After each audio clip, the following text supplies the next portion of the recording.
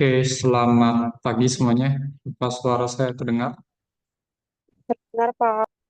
Oke, sip. Oke, saya mulai ya. Saya coba share screen.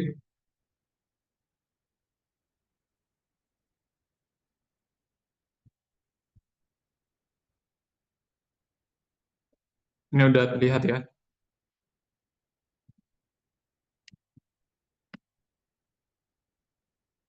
Oh, sorry.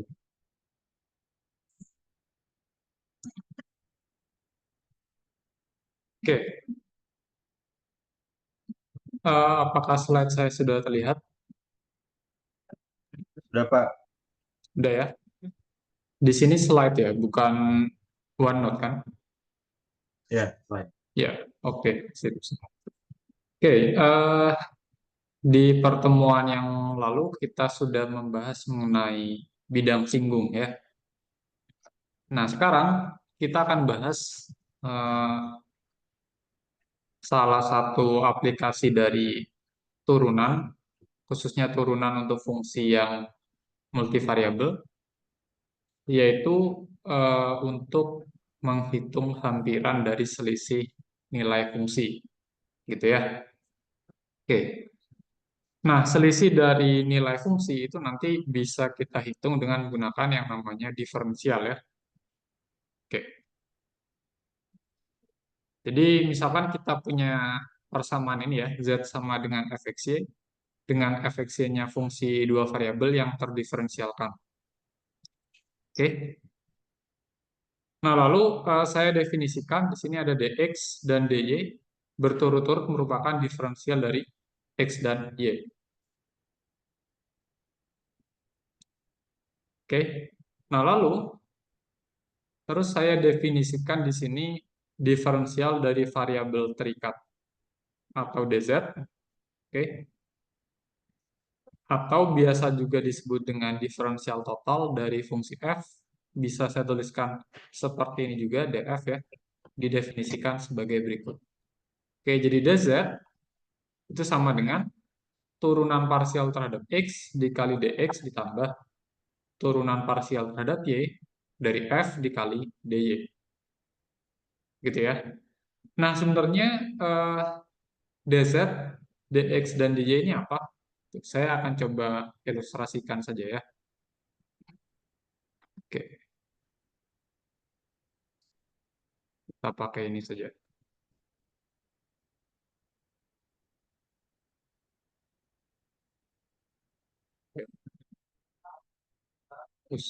Satu ya. Sorry.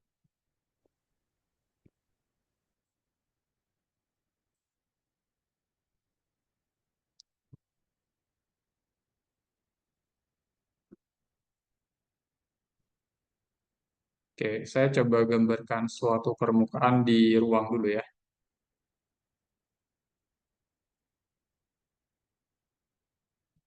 Nah, misalkan saya punya suatu permukaan di sini.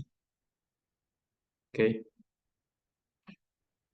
yang warna biru.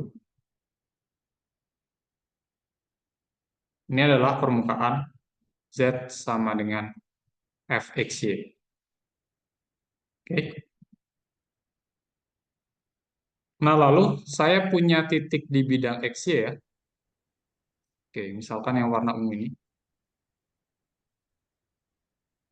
Ini katakan titik x0, y0. Oke, kalau kita petakan ke atas, sehingga sampai menyentuh si bidang yang warna biru, maka titik yang atas ini titik apa? Titik apa ini?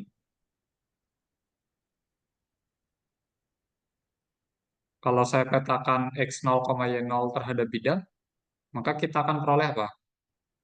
Titik x0, y0, apa? F X0 Y 0. Ya, f x0, y0. Oke ya. Oke, lalu sekarang saya punya titik lain. Oke, titik lain yang dia itu cukup dekat dengan si titik x0, y0, katakan di sini ya. Oke.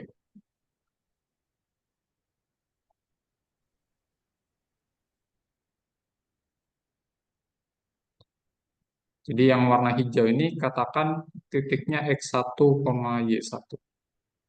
Oke. Nah, yang warna hijau kalau saya petakan ke atas terhadap bidang yang biru, maka ini adalah titik apa nih?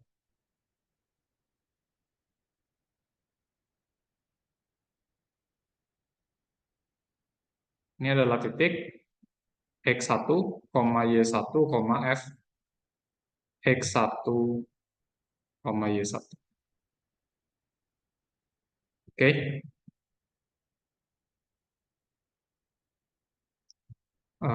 Kurang ini ya, kurang kurungnya.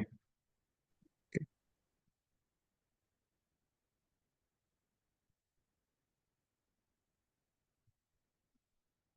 Nah, sekarang ceritanya kita mau menghitung perubahan nilai fungsi atau perubahan nilai z ketika kita bergerak dari titik x0, y0 ke x1, y1. Oke, di sini kita mau menghitung perubahan nilai fungsi ketika kita bergerak dari yang awalnya di x0, y0 ke titik x1, y1. Oke, perubahan nilai fungsinya bisa kita notasikan dengan delta z ya. Oke, delta z berarti apa? Apa dikurang apa? Kalau menghitung perubahan, berarti kan z akhir dikurang z awal kan? Gampangnya seperti itu. Oke, titik akhirnya titik apa? X1, Y1. Ya, berarti z akhirnya adalah nilai fungsi f di x1, y1. Oke, dikurang z awal, X0, Y0. ya nilai fungsi di x0, y0. Gitu ya. Oke, lalu sekarang saya misalkan ya, jarak nih, jarak dari x0 ke x1 ya. Ini misalkan di sini x0 ke x1, itu jaraknya adalah delta x. Oke, kebayang ya. Lalu jarak dari y0 ke y1, jaraknya adalah delta y. Berarti kalau seperti itu, x1 sama y1 bisa dituliskan seperti apa? X0 plus delta X. Yes. Berarti x1 bisa dituliskan dalam bentuk x0 ditambah delta x. Begitu juga dengan y1 bisa dituliskan dalam bentuk, y0 ditambah delta y ya. Oke. Berarti delta z itu bisa kita tuliskan dalam bentuk apa? F dari x0 ditambah delta x, y0 ditambah delta y, dikurang f x0, y0. Gitu ya. Oke. Jadi ceritanya nanti kita mau menghitung nilai ini ya, perubahan nilai fungsi ketika kita bergerak dari satu titik ke titik lain, tapi dua titik itu masih berdekatan. Gitu ya. Nah, eh, untuk beberapa fungsi mungkin ini masih mudah dihitung. Oke, untuk beberapa fungsi mungkin masih mudah dihitung. Tapi untuk fungsi yang lain mungkin saja perhitungan ini jadi rumit ya. Oke, karena mungkin melibatkan bilangan desimal atau ada bentuk akar. atau ada bentuk perpangkatan gitu ya. Sehingga perhitungan ini ya bisa menjadi perhitungan yang kompleks. Gitu ya. Nah, di sini untuk menyederhanakan perhitungan delta Z, kita akan menggunakan suatu konsep yang namanya diferensial ya. Jadi diferensial itu sebenarnya adalah eh, gunanya adalah untuk menaksir perubahan dari nilai fungsi. Gitu. Oke, jadi yang bentuk yang ini akan ditaksir dengan diferensial. Nah, sekarang saya balik lagi ke slide ya. Mana tadi? Ini ya. Oke. Ini ya, tadi kita sudah lihat perubahan nilai fungsi itu diberikan dengan formula ini ya. Jadi F di akhir dikurangi F di awal. Nah, si delta Z nanti kita akan taksir nilainya dengan diferensial Z ya, dz. Oke, jadi kalau delta Z itu adalah perubahan sebenarnya dari si nilai fungsinya. Kalau dz itu adalah taksirannya, taksiran perubahan nilai fungsi. Nah, dz itu relatif lebih mudah dihitung. Oke, definisinya seperti yang tadi ya. dz di titik x0, y0. Oke, lalu di sini ada dx dan dy. Apa itu dx dan dy? Dx dan dy adalah perubahan dari variabel x dan variabel y. Oke, ini ya, saya tuliskan seperti ini. Dx sama dengan delta x, dan dy sama dengan delta y. Jadi perubahan nilai x dan perubahan nilai y. Oke, nah, dz, diferensial dari z, itu akan cukup baik untuk menghampiri delta z, asalkan perubahan nilai x dan perubahan nilai y-nya cukup kecil. Gitu ya. Kalau perubahannya terlalu besar, ya kita nggak bisa hampiri menggunakan diferensial, karena nanti errornya akan besar ya. Kalau perubahannya besar, ya harus dihitung manual. Gitu. Jadi, si diferensial hanya bagus untuk menghampiri perubahan nilai fungsi kalau inputnya itu hanya berubah sedikit. Gitu ya. Hanya ada perubahan sedikit. Gitu. Oke, contohnya seperti ini. Kita coba ya.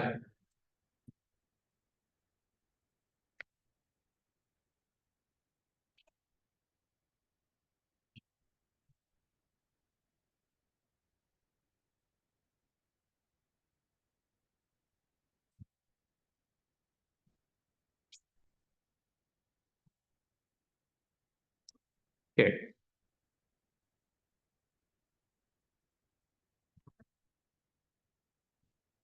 Nah, di sini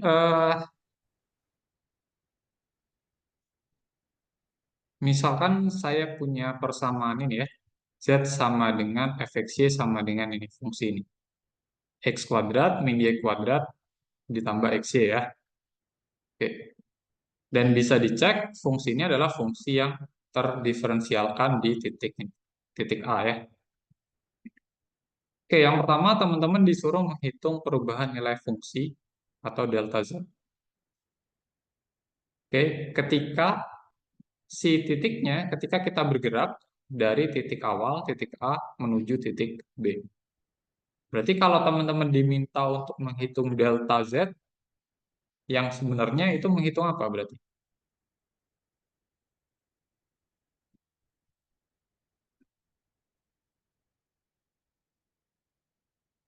Menghitung apa? Z akhir kurang Z awal, Pak. Ya, atau nilai fungsi di mana? Dikurangi di mana? Di Di B F dikurang di A. di titik B dikurang Ya, F titik. oke. Nilai fungsi F di 1,02, 0,98 dikurang nilai fungsi di 1,1 ya. Nah, yang seperti ini kalau kita paksa untuk menghitung, jadinya gimana nih? 1 Jadinya kan plus ya 2. 1,02 pangkat 2 dikurang 0,98 pangkat 2 ditambah, sorry, ditambah apa?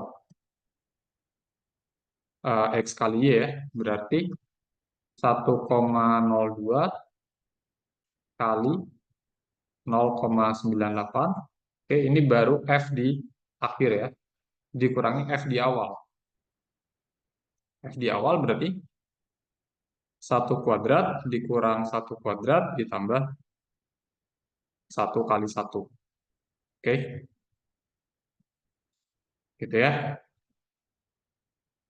Dan ini ya tentunya agak kompleks ya perhitungannya ya. Ya lumayan nguli gitu ya bahasa ininya, sederhananya. Gitu.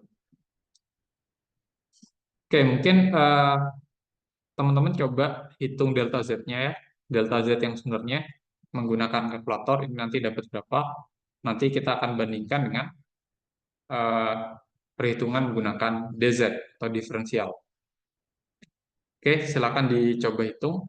Sambil saya coba menghitung diferensialnya. Oke. Nah, kalau kita mau hampiri delta Z dengan DZ, maka gimana tadi menghitungnya?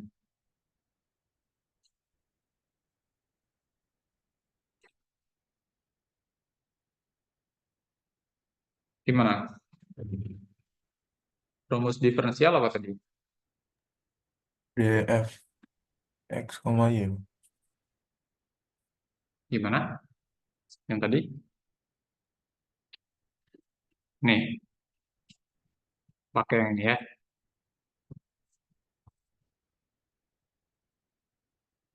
Oh ya udah, saya copy deh. Biar. Oke, pinggir saja ya. Oke, berarti desert-nya apa? Turunan parsial terhadap X di titik awal ya. Titik awalnya itu adalah titik 1,1 dikalikan dx, oke, ditambah turunan parsial terhadap y di titik 1,1 dikali dy. Oke, berarti sama dengan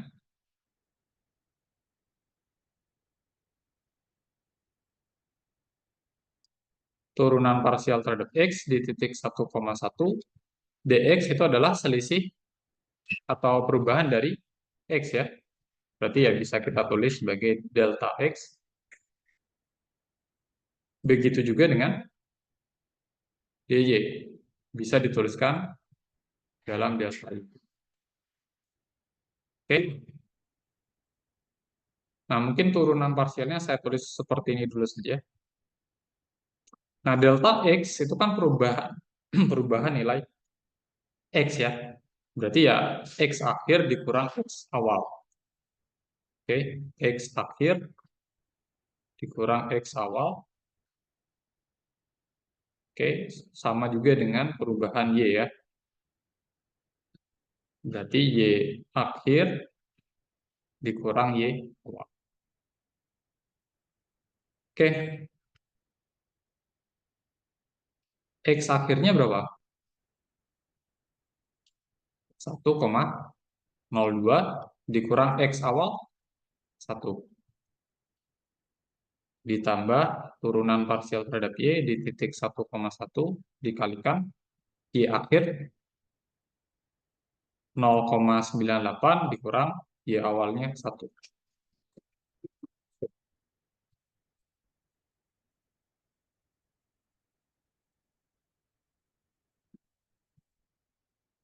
Nah, mungkin kita perlu informasi mengenai turunan parsialnya dulu ya. Turunan parsial f terhadap x apa?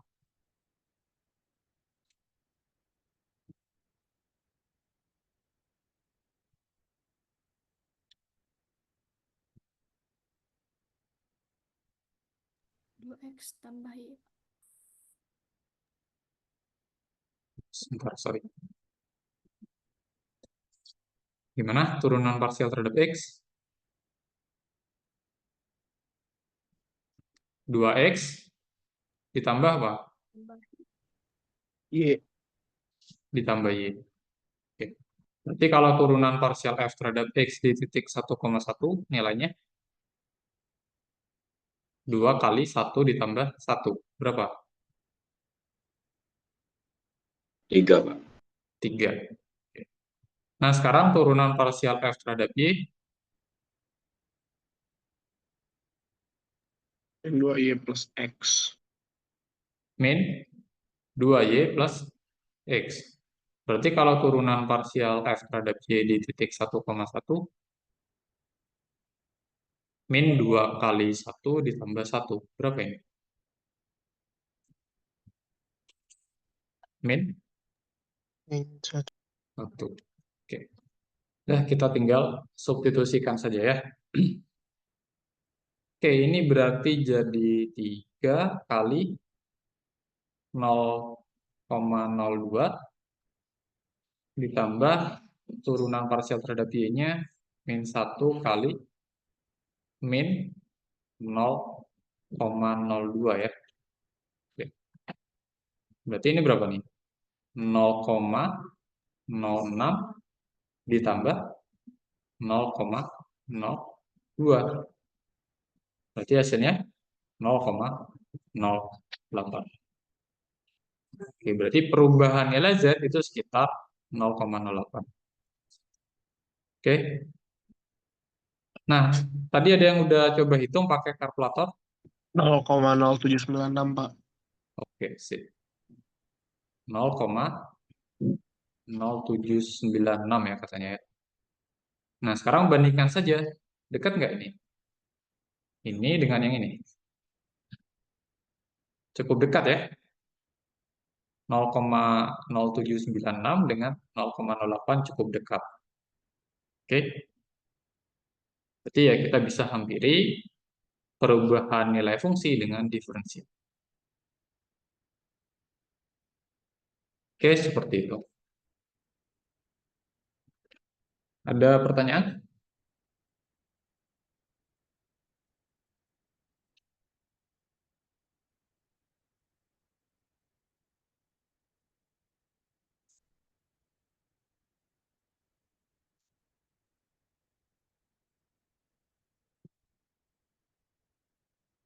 Nah, nanti mungkin kalau kuis atau ujian itu teman-teman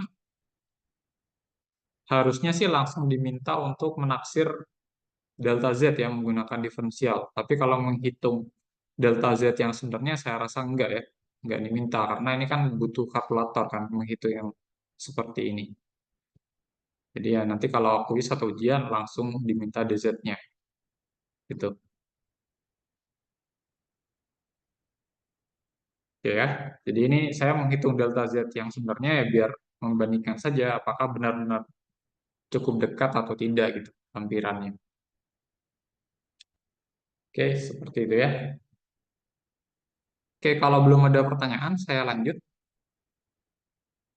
Nah, berikutnya kita akan bahas polinom Taylor ya. Oke.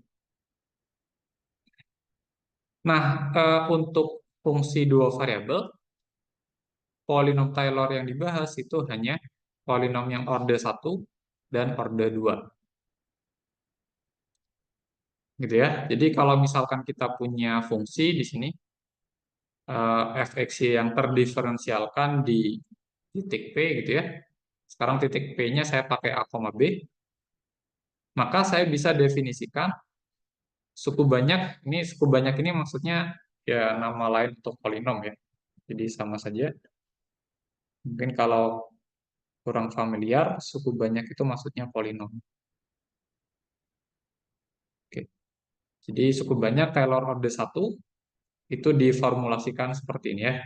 Notasinya mirip dengan polinom Taylor untuk satu variabel. Di sini ada P subscript 1, artinya polinom Taylor orde 1.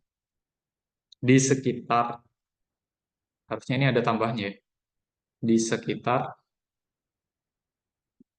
titik P, A, B. Oke, harusnya seperti itu. Nah, suku banyak atau polinom Taylor orde 1 itu sebenarnya ya persamaan bidang singgung ya. Oke, kalau teman-teman lihat di sini sebenarnya mirip dengan persamaan bidang singgung. Bukan mirip ya, malah sama gitu ya. Jadi dia merupakan persamaan bidang singgung. Oke, terus diformulasikan seperti ini ya. Serupa dengan persamaan bidang singgung. Oke. Nah, lalu ada juga suku banyak atau polinom Taylor order 2. Itu diformulasikan seperti yang di bawah, jadi agak lebih panjang ya. Oke. Jadi yang membuat panjang sebenarnya adalah suku kuadratiknya ya. Oke. Di sini kalau teman-teman lihat suku kuadratiknya itu memuat ini ya, turunan parsial kedua terhadap X di titik A, B dikalikan X min A kuadrat gitu ya. Terus dikalikan 2 kali fxy, turunan parsial terhadap X lalu terhadap Y di titik A, B dikalikan X min A dikali Y min B ditambah turunan parsial terhadap Y di titik A, B. Turunan parsial kedua ini ya. Kedua terhadap Y di titik A, B dikalikan Y min B kuadrat. Oke. Nah, sebenarnya polinom Taylor ini fungsinya untuk apa? Fungsinya adalah untuk menghampiri nilai suatu fungsi yang mungkin sulit dicari secara eksplisit ya, atau secara langsung gitu. Contohnya ini. Oke. Misalnya kita mau mencari nilai fungsi f ini ya, yang didefinisikan seperti ini, akar f-nya itu sama dengan akar dari x kuadrat ditambah y kuadrat. Tapi kita mau menghitung di titik ini, 5,9,8,1. Oke. Nah, untuk menaksir atau mengaproksimasi nilai fungsinya di titik ini, kita bisa hampiri dengan menggunakan polinom Taylor, ya baik orde 1 maupun orde 2 di titik ini. Gitu ya. Oke. Kita akan coba.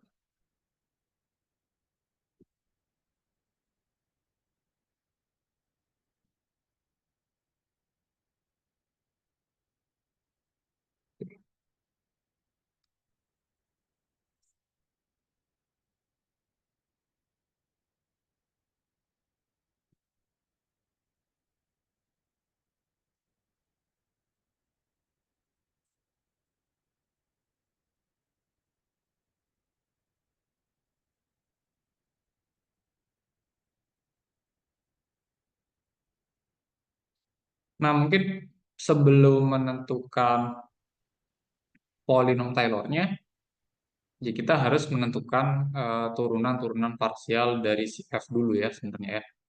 Jadi serupa ketika kita bekerja dengan polinom Taylor yang untuk satu variabel, kita kan harus mencari turunannya dulu ya. Baru nanti kita bisa menuliskan si polinomnya. Dengan koefisien-koefisien itu memuat si turunannya kan, turunan dari fungsinya. Oke, kita akan coba ya. Oke, di sini kan diberikan fxy sama dengan akar dari x kuadrat ditambah y kuadrat. Oke, sekarang saya mau tuliskan ini dalam bentuk pangkat. Oke.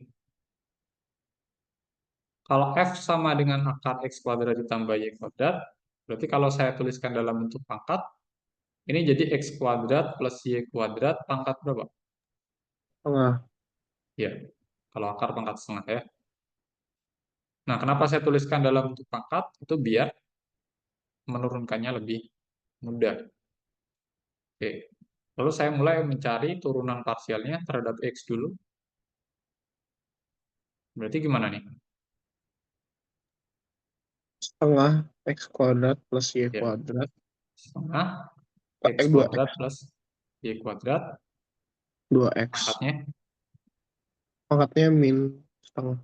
ya, min setengah. Jangan lupa dikali turunan 2x. parsial terhadap X dari X kuadrat plus Y kuadrat. Oke. Berarti gimana nih? Setengah X kuadrat plus Y kuadrat pangkat min setengah dikali 2X kan? Oke. Berarti bisa saya tuliskan seperti apa ini? X per x kuadrat plus y kuadrat. Ya, X Akar. per Akar. Hati-hati ada akar ya. Akar X kuadrat plus Y kuadrat. Oke, seperti itu. Nah, dengan cara yang sama, kira-kira turunan parsial terhadap Y-nya apa? Y per akar. Iya, Y per langsung ya. Nanti teman-teman bisa coba sendiri. Caranya serupa dengan menurunkan parsial terhadap X. Seperti ini kan, kurang lebih ya. Oke. Nah, ini baru turunan parsial pertama kan. Sedangkan untuk menentukan polinom Taylor order 2, kita butuh apa? Turunan parsial kedua kan. Oke. Nah, sekarang kita akan coba ya. Mulai dari fx dulu. Ini artinya apa maksudnya? Masih ingat nggak? Fx itu gimana? Bukan terhadap X 2 kali, Pak. Ya, jadi kita menurunkan lagi si fx ya, si turunan parsial terhadap x. Jadi yang ini kita turunkan terhadap x. Oke, mungkin saya tulis seperti ini aja ya. Dou x dari x per akar x kuadrat ditambah y kuadrat. Oke.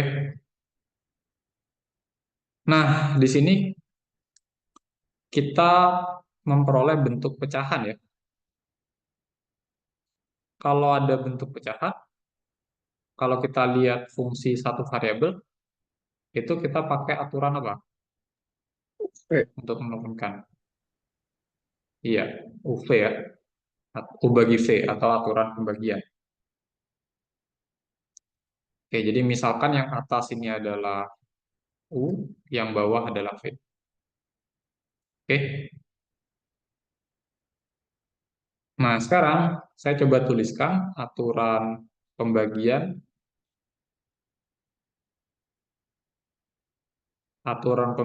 tapi di sini melibatkan turunan parsial ya.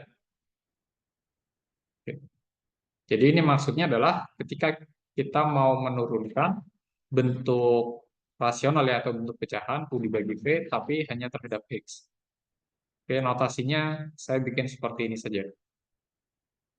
Oke.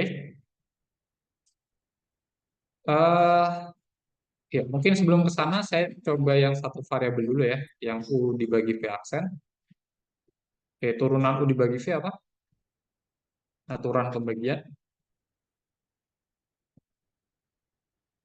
apa?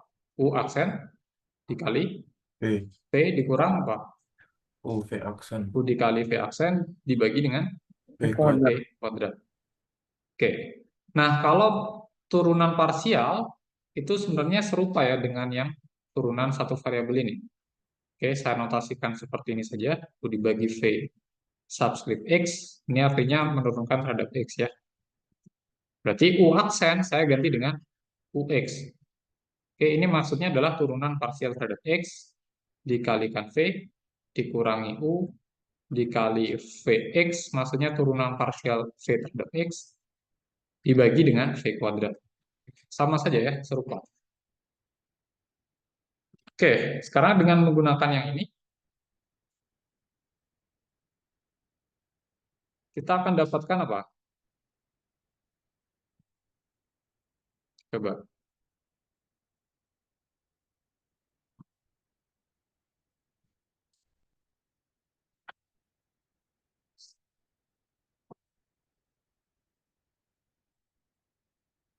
UX, oke. UX berarti turunan parsial U terhadap X. Berarti yang 1. atas turunkan terhadap X, dapatnya berapa? 1. 1. Oke, dikali apa? Akar X kuadrat V. plus Y kuadrat. Ya. Akar X kuadrat plus Y kuadrat dikurang apa? X X dikali kali. X akar. Oke, V aksen. X per akar. Ya. X per akar. X kuadrat ditambah Y kuadrat ya. Jadi turunan parsial terhadap X dari si penyebutnya itu kan sebenarnya mirip dengan turunan parsial ini kan, yang tadi kita hitung. Nah, yang ini. Oke. Jadi mirip dengan turunan parsial fungsi awalnya. Oke, lalu selanjutnya gimana? Dibagi dengan V kuadrat. Berarti X kuadrat ditambah Y kuadrat. Oke ya, seperti itu. Jadi di sini kita akan peroleh ya fx-nya ya seperti ini ya bentuknya ya. Ini adalah fx. Oke.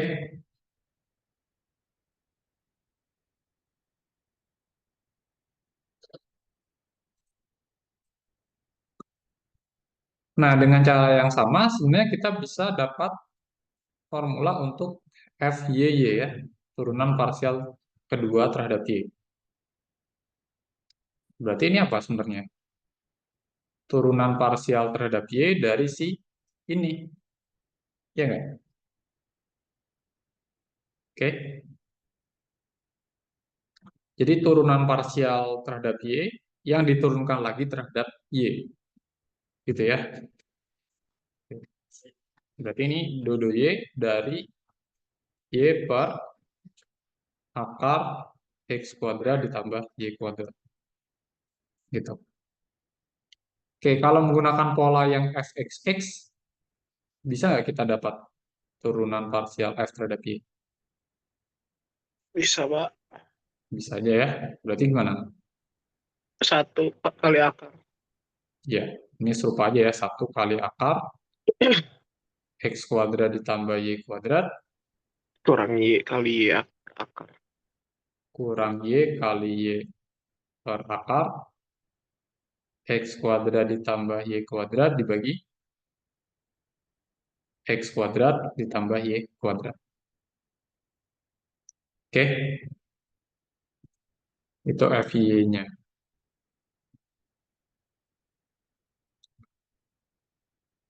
Nah, selain fxx dan FYY, sebenarnya kita butuh satu turunan parsial lagi, yaitu turunan parsial yang campuran ya, yaitu f subscript xy.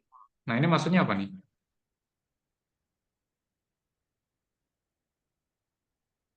Jadi kita maksudnya adalah menurunkan si f-nya terhadap x dulu, baru diturunkan lagi terhadap y. Oke? Jadi turunkan dulu terhadap x, baru diturunkan terhadap y. Berarti ini apa? Sebenarnya kan turunan parsial terhadap y dari si fx kan? Oke, turunan parsial terhadap y dari siapa? Dari yang ini sebenarnya. Dari yang ini ya. Ya nggak?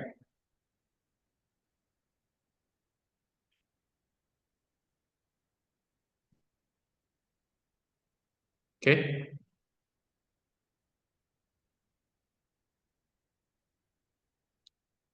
Oke, berarti turunan parsial terhadap y dari x per akar apa? X kuadrat plus y kuadrat. Oke. Nah, kalau bentuk yang seperti ini, kita mau turunkan terhadap y gimana ini? Pakai apa nih?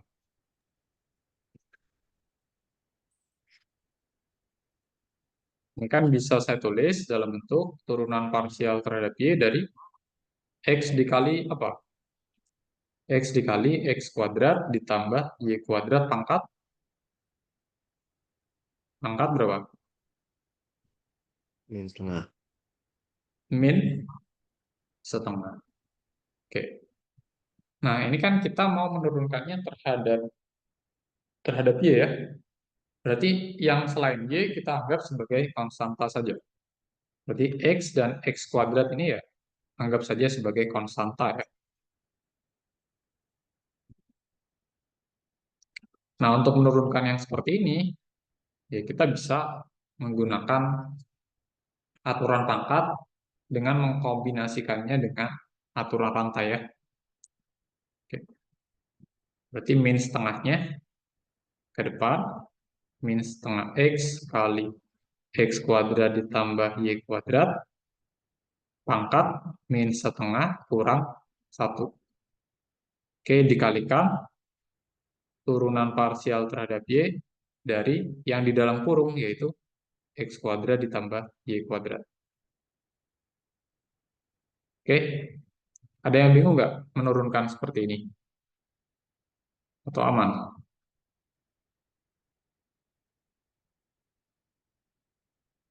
Gimana?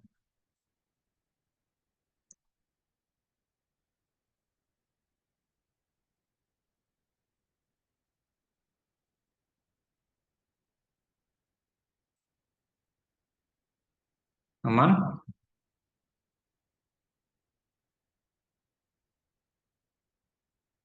Halo?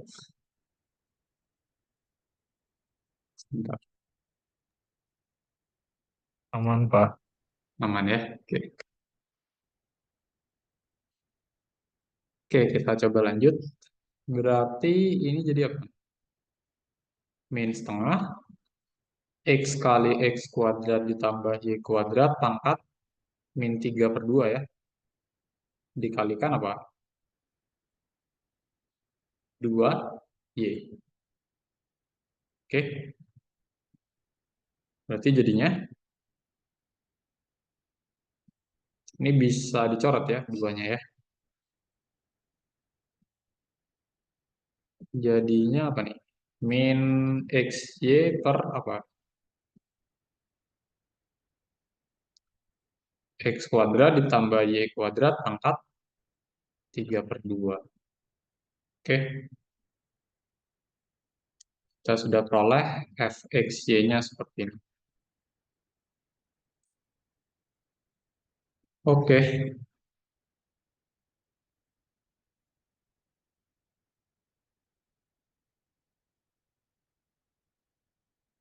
Nah, sekarang kita coba daftarkan saja ya turunan-turunan parsialnya ke dalam tabel, gitu ya. Oke, biar gampang melihatnya. Oke. Hmm,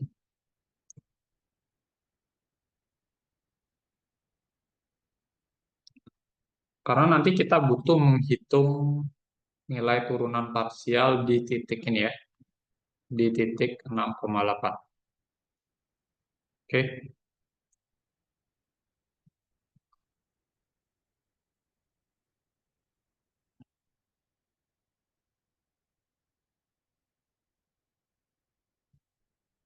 jadi ini daftar turunan parsial dari f. Oke, kita mulai dari fx ya, turunan parsial f terhadap x. Itu tadi apa? Ini kan? X per akar X kuadrat plus Y kuadrat. X per akar X kuadrat plus Y kuadrat. Nah, sekarang kita harus menghitung fx di 6,8. Oke, gimana nih menghitung ini? 6/10. Oke, berarti kan 6 per akar 6 kuadrat ditambah 8 kuadrat sama dengan 6/10 sama dengan 3/5 ya.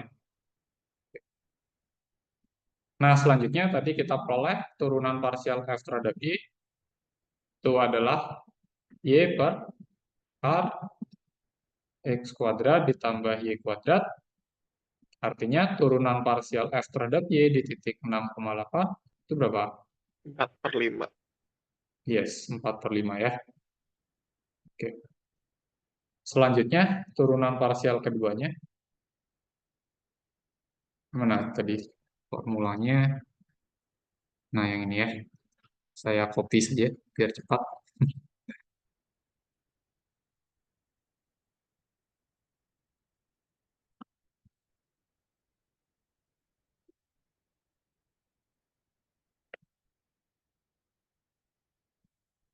Lalu hitung di titik 6,8.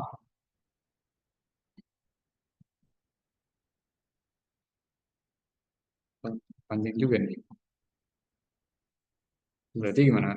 Akar 6 kuadrat ditambah 8 kuadrat dikurang X-nya 6 dikali 6 per akar 6 kuadrat ditambah 8 kuadrat per 6 kuadrat ditambah 8 kuadrat. Oke. Pokoknya 6 akar dari 6 kuadrat ditambah 8 kuadrat itu jadi berapa? 99 per 1000, Pak. Oke, kita coba dulu ya. Kan 10 min 36 per 10 per 100 ya. Bisa dicoret ya. Gimana? 64, berarti 64 per 1000, Pak ya. Eh, berarti kan ini kan sama aja kayak gimana? 1 per 100 dikalikan 64 per 10. 100 per 10 dikurang 36 per 10 kan? Bener nggak? Iya, Pak. Berapa? Oke, berarti 1 per 100 kali 64 per 10. Ya nggak? Jadinya berapa nih? 64 per 1000. Oke. Oke.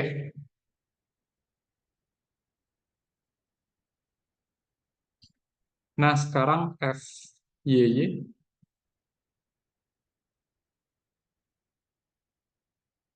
yang beda, Pak. FYY. Ini ya, X-nya jadi Y kan? Nah, ini dia.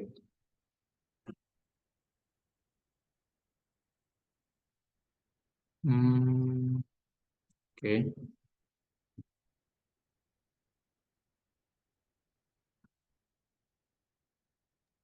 Jadi 36 per 1000, Pak. Iya gitu. Oke, kita coba.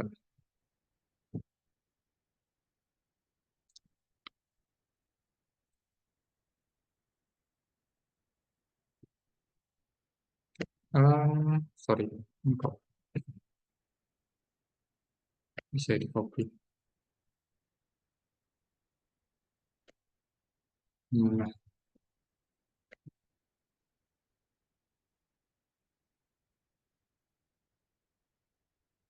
nanti kalau kita mau hitung di titik berapa? 6,8.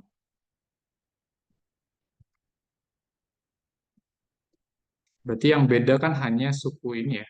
Suku yang 6 ini sama 6 yang di sini. Oke, saya copy lagi aja.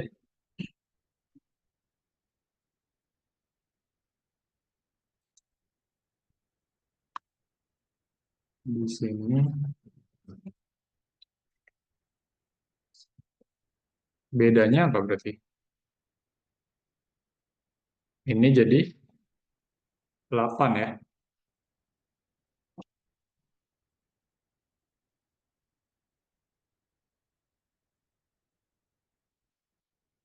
Berarti 10 dikurang 64 per 10 per 100. Benar nggak? Berarti 1 per 100 kali 100 per 10 dikurang 64 per 10. Hasilnya 36 per 1000 ya.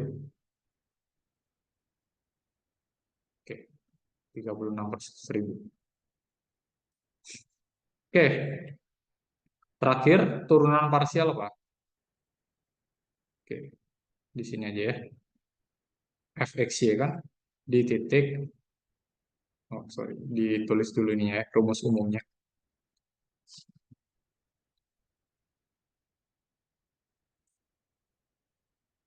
Oke, mana tadi?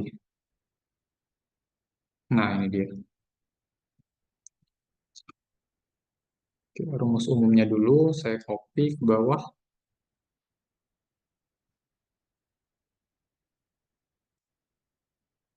Oke, lalu kita hitung di mana?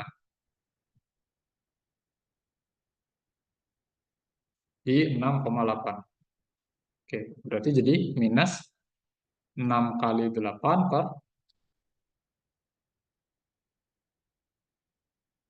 6 kuadrat ditambah 8 kuadrat dipangkatkan 3 per 2. Berapa nih? Minus 48 per bawahnya berapa? 1000 ya. Oke, kita sudah dapat nilai-nilai turunan parsial di 6,8. Oke, sekarang kita akan menentukan polinom Taylor. Oke,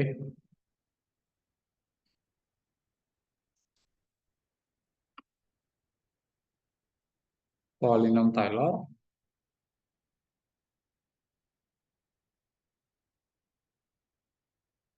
untuk fungsi f, tadi apa? Akar dari x kuadrat ditambah y kuadrat di sekitar titik 6,8 tadi ya. Oke.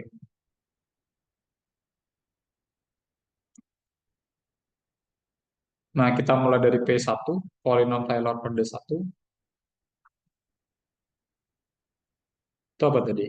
F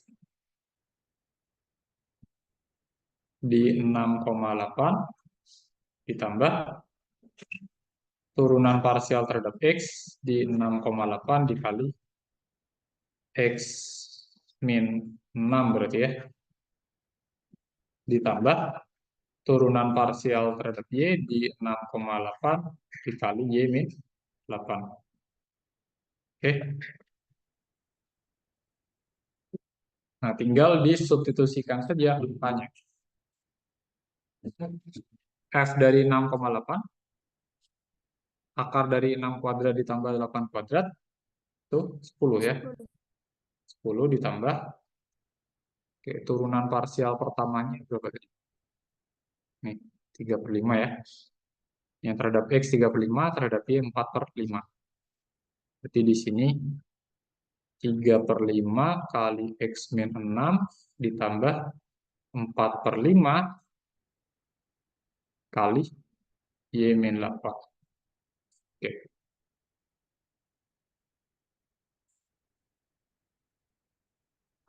Nah, sekarang polinom Taylor order 2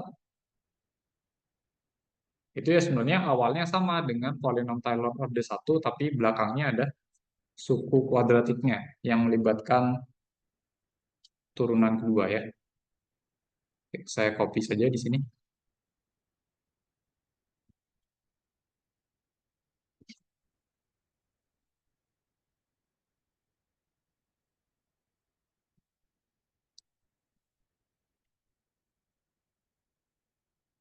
Oke. Nah, sebenarnya bentuknya mirip, tapi belakangnya ini ada tambahannya. Jadi setengah dikali apa tadi? F XX di 6,8 dikali X min 6 kuadrat gitu ya. Ditambah FXY di 6,8 dikali X min 6 kali X min 8 gitu ditambah FYY 6,8 dikali apa? Y min 8 kuadrat. Gitu ya. Jadi nih ada tambahan suku kuadratiknya.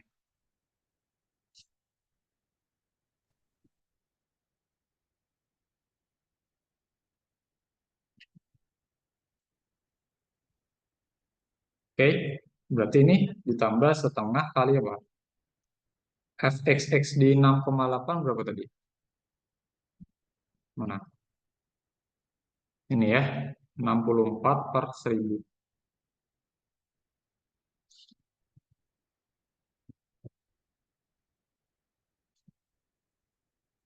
Kali X min 6 kuadrat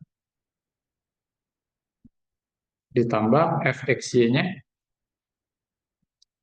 nih, min 48 per 1000.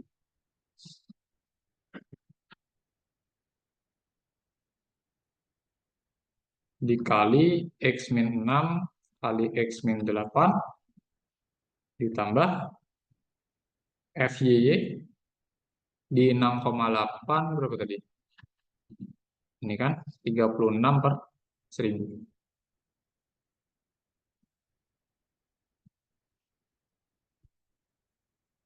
Dikali Y min 8 kuadrat. Oke, panjang juga ya. Oke, kita sudah dapatkan polinom Taylor-nya yang orde 1 dan orde 2. Nah, sekarang gimana cara kita menaksir nilai fungsinya? Jadi tadi kan kita diminta apa nih? Aproksimasi si F di titik 5,9,8,1. Oke. Nah, mungkin saya contohkan yang aproksimasi menggunakan orde 1 saja. Yang orde 2 nanti bisa teman-teman coba sendiri ya, karena ya terlalu panjang gitu di sini. Oke, jadi kalau menghitung nilai sebenarnya dari F 5,9, berapa tadi? 8,1 ya. 8,1. Berarti kan teman-teman harus menghitung akar apa? Akar 5,9 kuadrat ditambah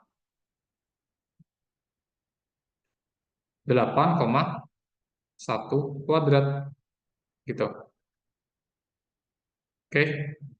Nah, ini mungkin kalau dihitung secara manual ini akan sulit ya. Sehingga di sini kita akan coba melakukan aproksimasi atau penaksiran. Oke. Jadi nilai fungsi f di 5,9,8,1 itu ditaksir gini ya, simbolnya ya. Ditaksir dengan polinom Taylor orde 1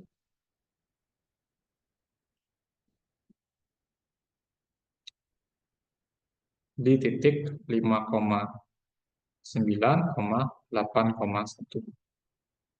Oke. Nah, berarti ini akan sama dengan, lihat aja formula dari polinom Taylor orde 1, yaitu yang ini. Oke. Berarti sama dengan apa ini?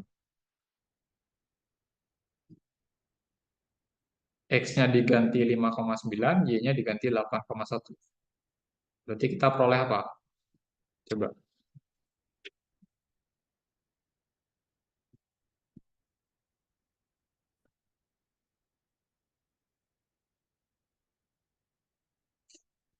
Gimana?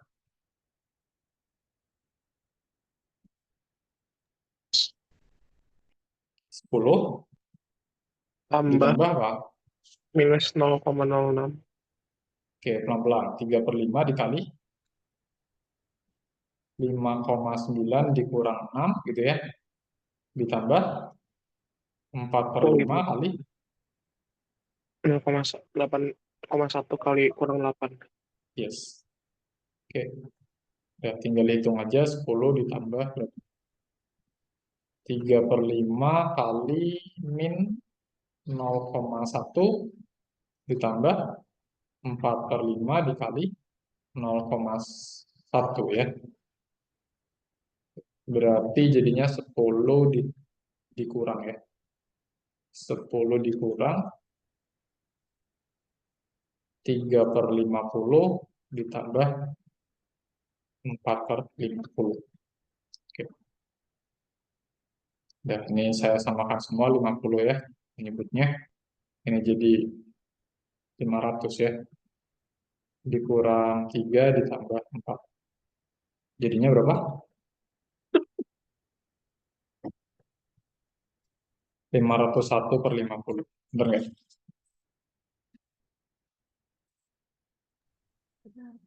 Oke, seperti itu. Ada pertanyaan?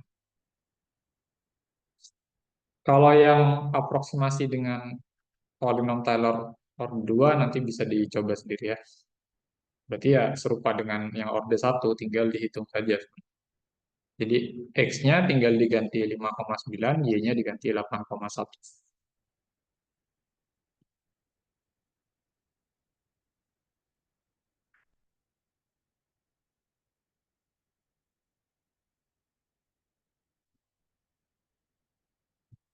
Nah, sama kita kesepakatan aja ya.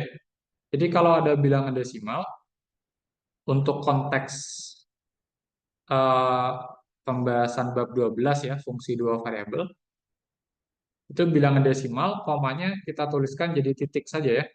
Nanti kalau kuis atau ujian nulisnya kayak gini aja. Gitu. Kalau bilangan desimal, komanya jadi titik. Itu untuk membedakan dengan koma yang di fungsinya ini. Gitu ya, kesepakatannya. Menuliskan koma bilangan desimal dengan titik.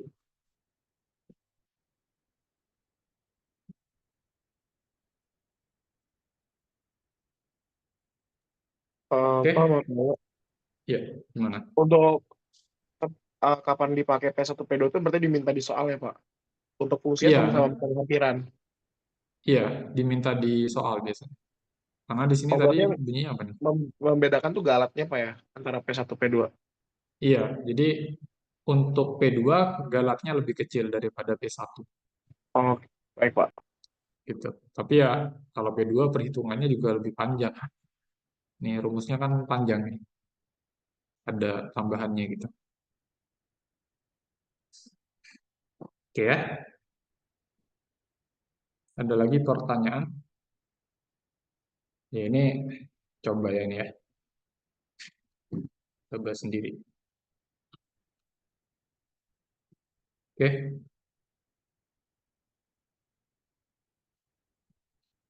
Bentar.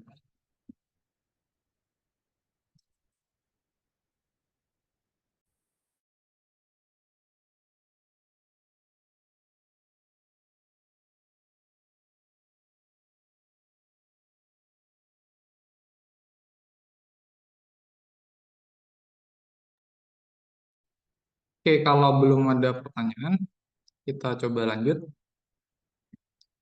Saya kembali ke slide dulu. Oke, ini ada latihan soal, nanti mungkin bisa dicoba ya. Oke, nah sekarang saya coba pindah ke subbab berikutnya, yaitu masalah maksimum dan minimum. Tapi di sini masalah maksimum dan minimumnya itu untuk fungsi multivariabel ya, dua variabel atau lebih, gitu. Nah, saya review lagi konsep maksimum dan minimum, khususnya untuk dua variabel. Oke.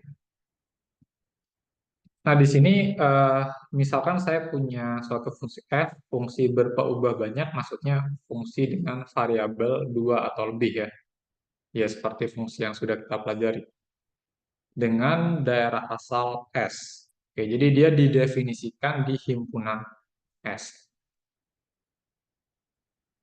Nah, bedanya dengan yang sebelumnya, yang fungsi satu variabel,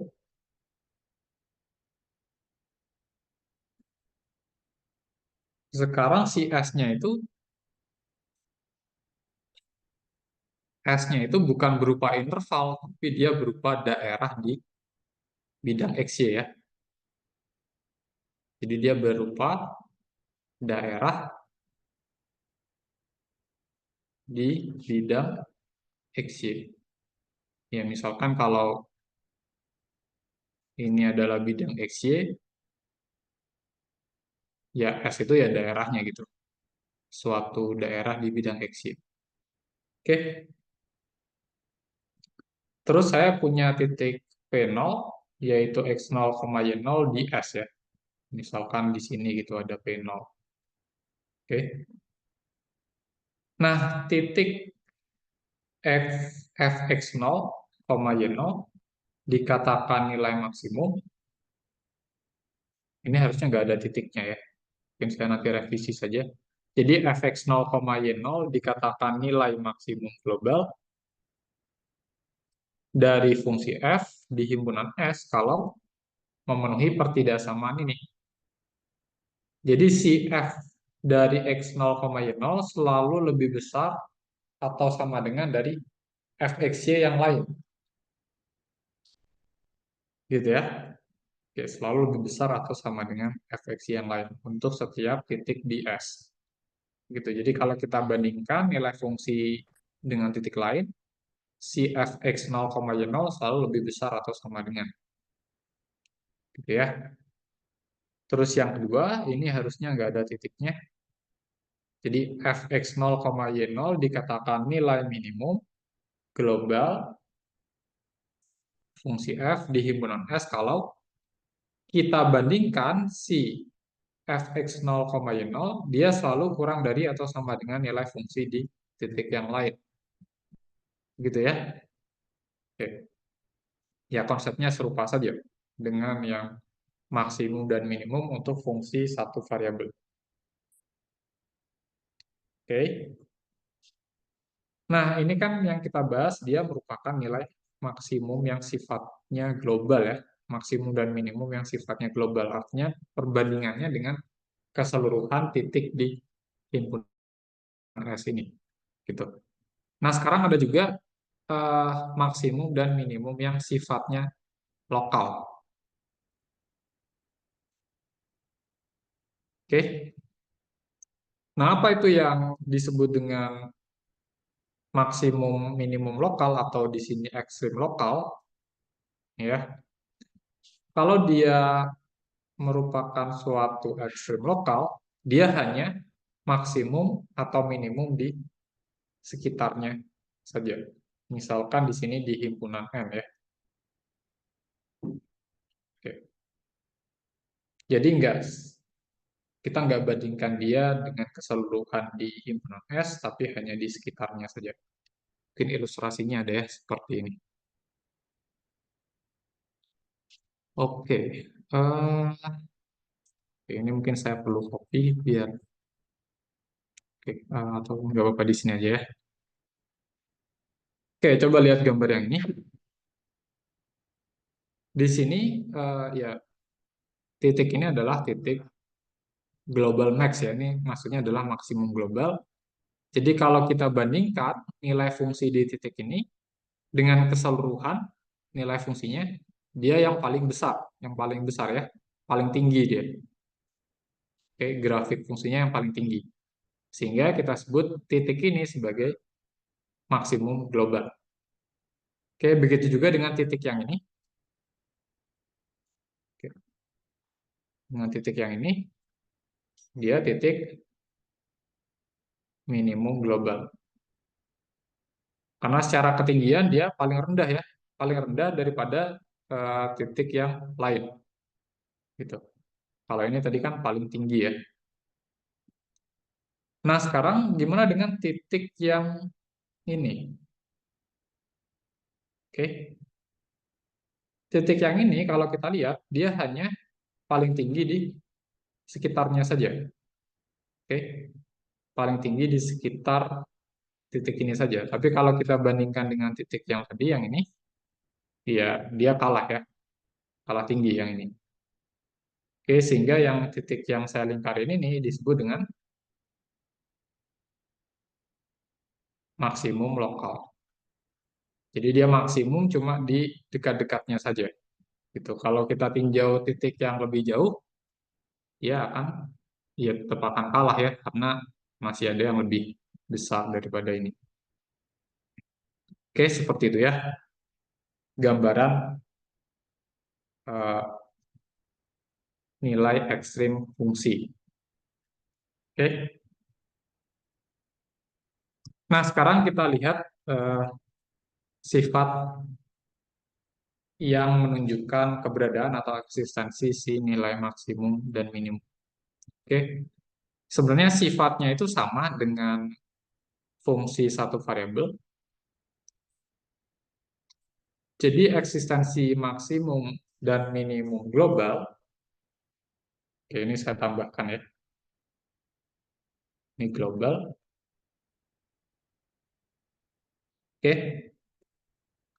Nah, suatu nilai maksimum dan minimum suatu fungsi, khususnya maksimum dan minimum global, itu terjamin kalau fungsi f, oke, kalau kita punya fungsi f yang merupakan fungsi yang kontinu pada himpunan terbatas dan tertutup. Oke ya, maka f, ya kita jamin si f-nya itu punya nilai ekstrim global di S ya. Oke, f punya atau f mencapai nilai ekstrim global di S ya.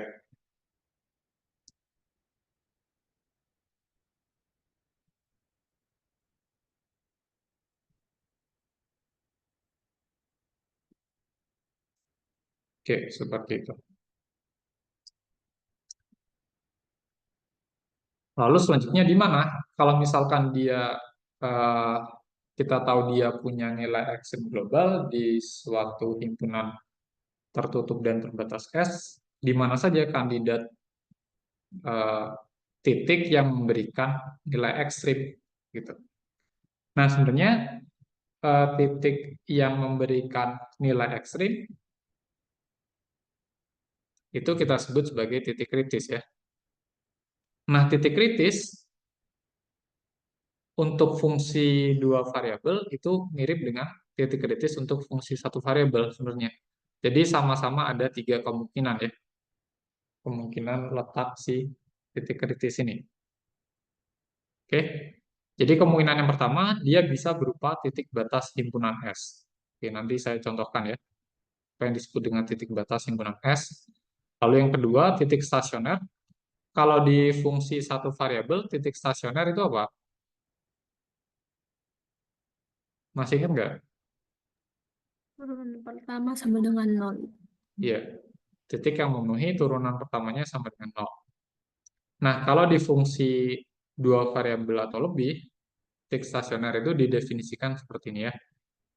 Titik di dalam S di mana F terdiferensialkan dan, nih, kuncinya ini ya, titik di mana si nablanya, nabla F, itu sama dengan vektor 0 ya. Atau seperti ini, turunan parsial terhadap X di titik X0, Y0 sama dengan 0, dan turunan parsial Y di titik ini sama dengan 0 juga. Gitu. Oke. Nah, lalu yang ketiga, titik singular itu sama dengan titik singular di fungsi satu variabel, yaitu merupakan titik di mana f tidak terdiferensialkan atau turunannya nggak ada. Gitu ya, titik di mana turunannya tidak ada gitu ya. Mungkin gampangnya seperti itu.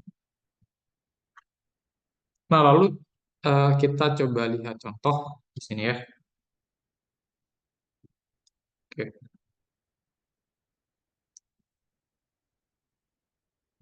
Nah, misalkan kita diminta untuk menentukan titik kritis dari fungsi ini yang didefinisikan di S.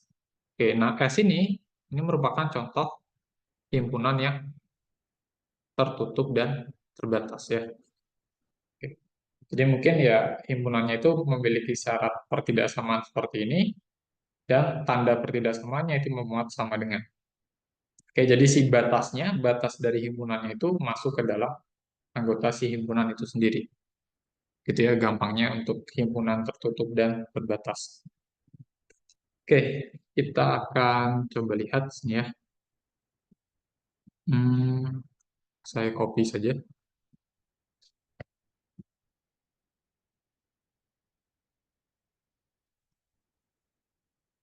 Oke. Kita akan coba menentukan seluruh kemungkinan si titik kritis ya, dari fungsi f ini. Oke,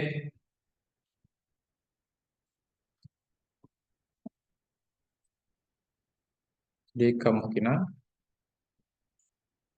atau saya tulis titik kritis saja ya.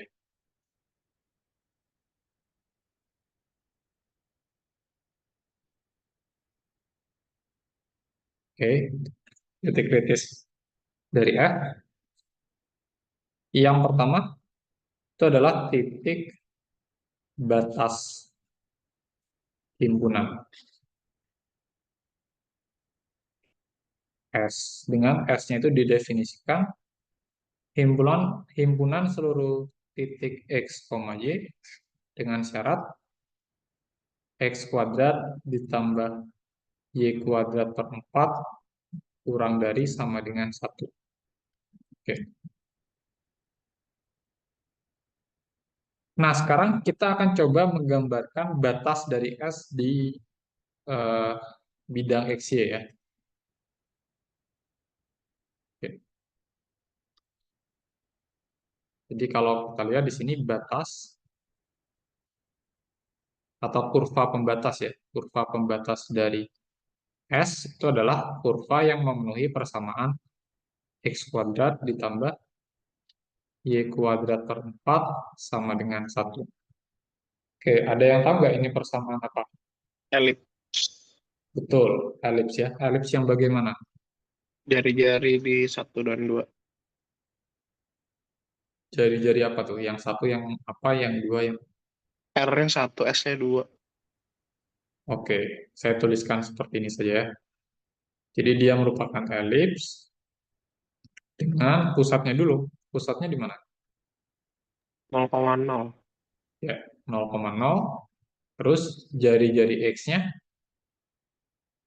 1, jari-jari Y-nya 2 ya.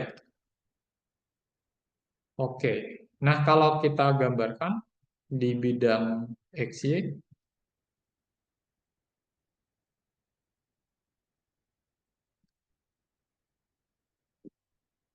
kurang lebih dia akan seperti ini ya.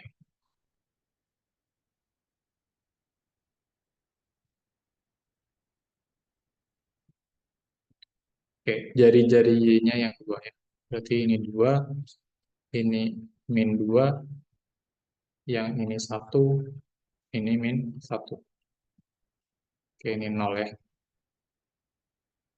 Oke, jadi kurva yang biru ini merupakan kurva pembatas untuk S. Nah, sekarang si S-nya itu dia merupakan daerah yang di dalam elips atau yang di luar elips? Di dalam. Dalam ya, karena tandanya kurang dari sama dengan. Oke, berarti S-nya yang di dalam, yang di sini.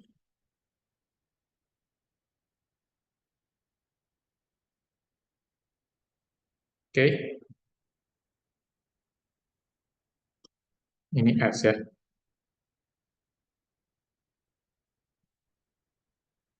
Oke. Nah, sekarang di sini kan kita mau menentukan titik batas himpunan. Oke, yang disebut titik batas itu sebenarnya adalah seluruh titik yang ada pada kurva pembatasnya, yaitu ya seluruh titik yang ada di elips ini sebenarnya. Oke.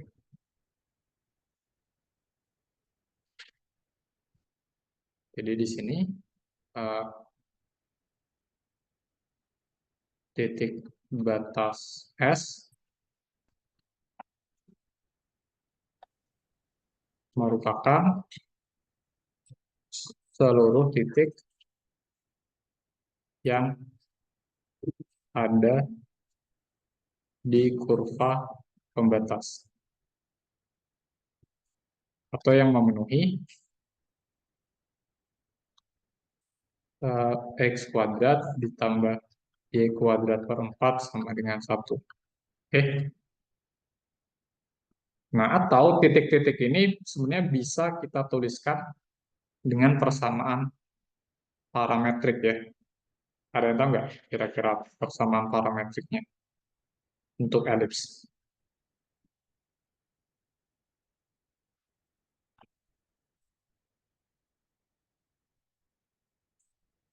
Untuk elips kita bisa tulis X-nya itu sama dengan jari-jari X kali cos T, terus Y-nya sama dengan jari-jari Y kali sin. Oke, gitu ya. Oke, berarti apa nih?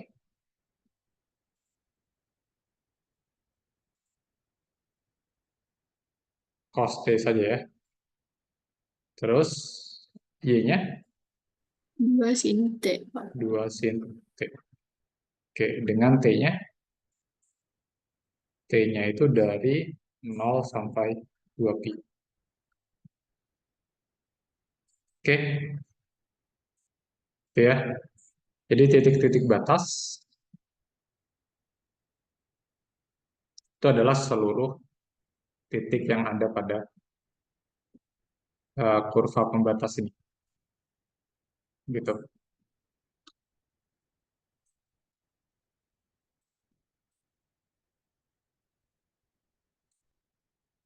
Nah, nanti untuk menentukan nilai ekstrim yang sifatnya global, kita kan sebenarnya butuh untuk membandingkan nilai fungsi di titik kritis kan. Sedangkan titik batasnya ini kan ada sangat banyak. Gitu ya. Titik batasnya itu sebenarnya ada sangat banyak. Nah, gimana kalau seperti itu? Nah, kalau seperti itu, ya kita harus mencari apa ya, semacam nilai maksimum atau minimum yang ada di batasnya. Gitu. Oke. Jadi kita harus mencari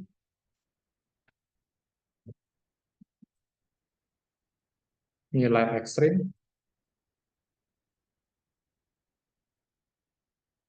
di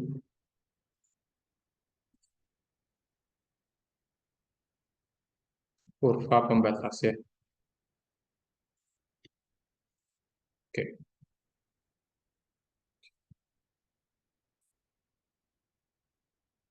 Artinya ya kita harus mencari nilai maksimum dan minimum sepanjang kurva ini. Oke. Nah, caranya gimana? Caranya adalah kita bisa semacam mendefinisikan fungsi baru. Oke, jadi langsung saja ya idenya. Kita definisikan fungsi satu variabel. Jadi di sini nanti fungsinya terhadap T ya. Sesuai dengan si parameter titiknya. Sesuai dengan parameter si titik batasnya ya. Jadi caranya adalah dengan mensubstitusikan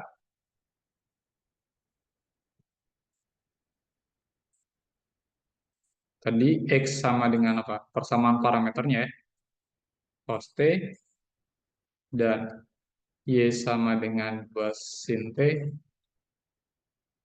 ke fungsi awal. Oke. Sehingga fungsinya bisa kita definisikan dengan fungsi terhadap T itu sama dengan F di X-nya itu cos T, terus Y-nya kita ganti jadi 2 sin T. Oke, seperti ini ya. Oke, tadi fungsinya apa? Fungsi yang mau dioptimalkan, 2 ditambah X kuadrat ditambah Y kuadrat.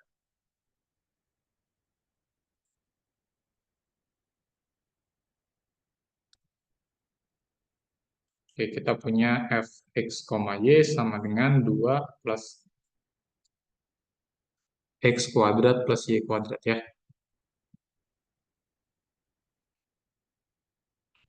Oke. Udah, kita tinggal substitusikan X sama dengan cos T dan Y sama dengan 2 sin T ke fungsi ini. Jadinya kita peroleh apa? Coba. 2 ditambah Cos T kuadrat. Oke, cos T kuadrat ditambah 4 sin T kuadrat. 3 sin T kuadrat. Bukan 4, Pak. Sorry. Kok 3? Bentar. Ini harusnya 2 ya. Oke, jadinya apa nih? 2 ditambah cos kuadrat T ditambah 4 sin kuadrat T ya. Oke, seperti itu.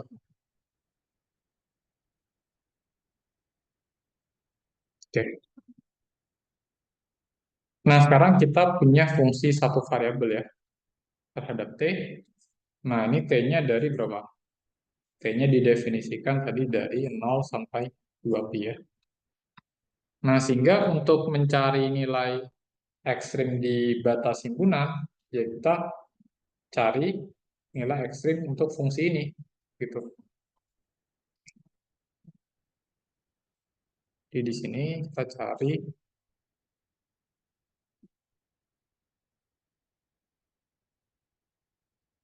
nilai ekstrim untuk fungsi G ya. Oke, ini kan fungsi satu variabel ya teman-teman ya. Dia fungsi satu variabel, nilai ekstrimnya itu ada di titik kritis ya. Oke, titik kritis untuk fungsi satu variabel itu ya ada 3 kemungkinan juga. Yang pertama apa? Titik batas kan. Titik batas sudah jelas ya. Batasnya sekarang batas untuk T ya, yaitu 0 dan 2pi. Oke, di sini titik batasnya T sama dengan 0 dan T sama dengan 2pi. Oke,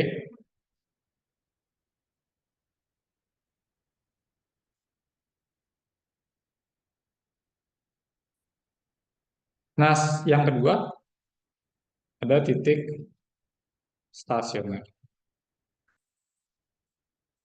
Itu adalah titik yang memenuhi G aksen T sama dengan 0. Oke, berarti kita selesaikan persamaan G aksen T sama dengan 0. Berarti persamaannya apa nih? Kalau GT sama dengan 2 plus cos kuadrat T plus 4 sin kuadrat T,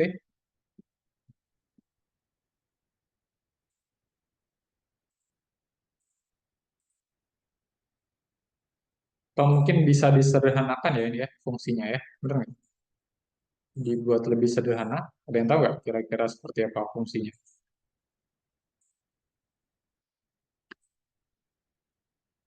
Ini sebenarnya bisa kan dibuat lebih sederhana, jadinya 2 plus cos kuadrat T plus sin kuadrat T plus 3 sin kuadrat T. Bisa saya ubah jadi seperti ini kan? Nah, cos kuadrat T ditambah sin kuadrat T jadinya 1. Jadi sama dengan 2 plus 1 plus 3 sin kuadrat T, sehingga kita peroleh 3 plus 3 sin kuadrat T. Gitu ya. Oke. Nah, kalau seperti ini kan menjadi lebih mudah ya menurunkannya. Gimana nih? Dia aksennya apa?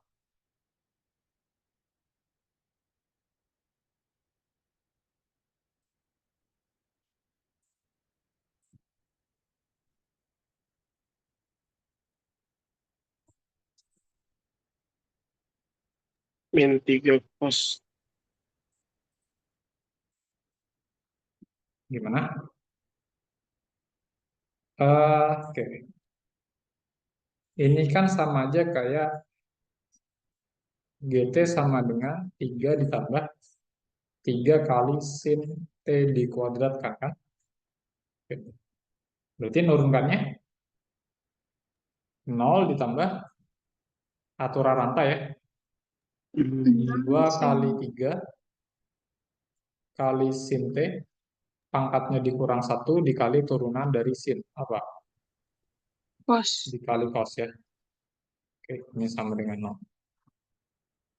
Oke, berarti saya punya persamaan 6 sin T dikali cos T sama dengan 0 gitu ya. Atau bisa saya tuliskan 6-nya itu jadi 3 kali 2 ya. Kenapa saya mau tuliskan seperti ini? Karena saya mau menggunakan identitas. Oke, kita tahu kalau 2 kali sin kali cos itu apa? Sin 2T. Ya, sin 2T. Ini sama aja kayak 3 kali sin 2T sama dengan 0. Berarti ini sama dengan sin 2T sama dengan 0. Berarti sudutnya berapa? Kalau kita mau sin-nya itu sama dengan 0, 2T harus sama dengan berapa? 0. 0. 0 atau? 180. 180. Iya. 2T sama dengan 180 itu berapa? Pi. Pi. Pi ya. Oke. Oke, berarti T-nya, ini T-nya 0 atau T-nya Pi per 2 kan? Oke. Sebentar, ada yang kurang ya. T-nya kan dari 0 sampai 2Pi ya. Oke. Oke, berarti T-nya 0 atau T-nya Pi per 2. Oke.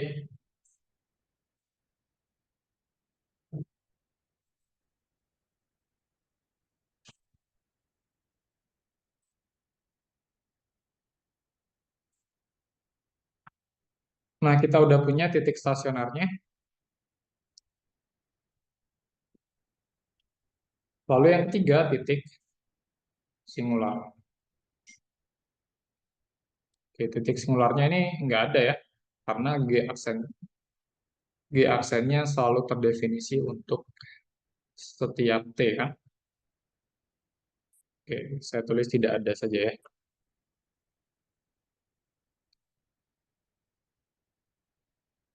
Karena ya si fungsi G-nya selalu terdiferensialkan.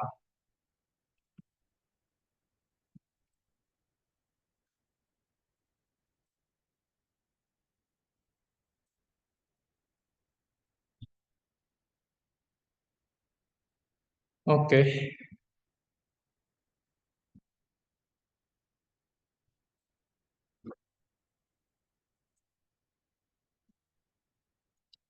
sekarang kita sudah punya titik-titik kritis. Di bawah aja deh. Sekarang kita udah punya titik-titik kritis untuk fungsi G ya.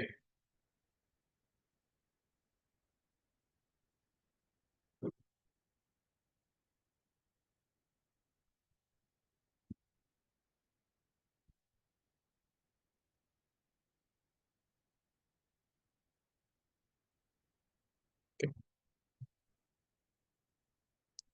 Ini ada T sama dengan 0, terus T sama dengan 2Pi ya, sama T sama dengan Pi per 2.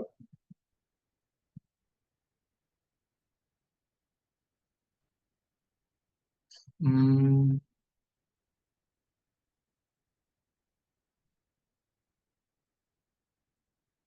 Untuk T sama dengan Pi nggak masuk, Pak, di sin 2T itu, Pak. untuk apa? T-nya sama dengan Pi. T sama dengan Pi. Oh iya, bisa-bisa. Oke. Oh iya, benar-benar. Ini atau ada lagi ya. 2T boleh sama dengan 2Pi. Berarti T-nya sama dengan Pi kan? Dan T sama dengan Pi itu masih masuk di interval ini kan? Benar nggak? Di interval ini. Oke.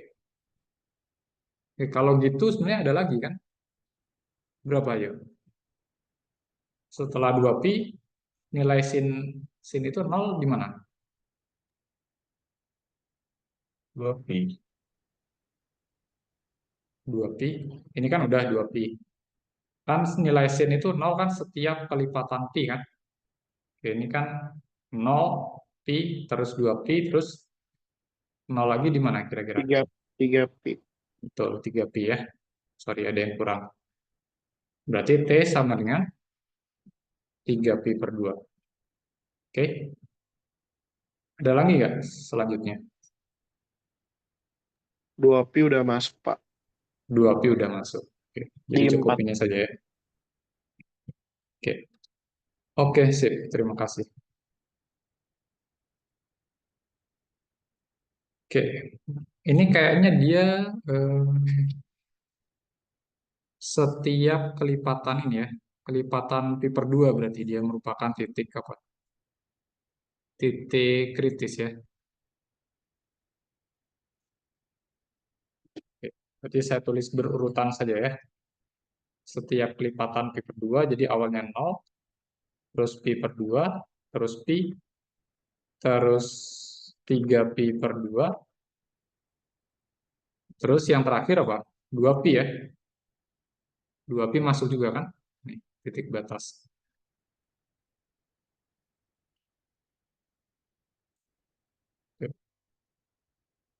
Oke, nah titik-titik kritis inilah yang memberikan kandidat nilai ekstrim untuk fungsi G. Gitu ya.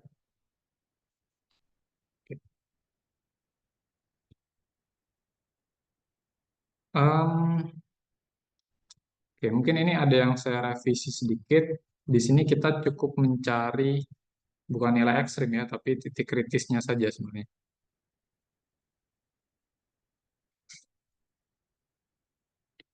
Oke. Nah, setelah kita dapat titik-titik kritis ini, kita kembalikan lagi eh, untuk T sama dengan 0, nilai X dan Y-nya berapa gitu ya. Dikembalikan lagi.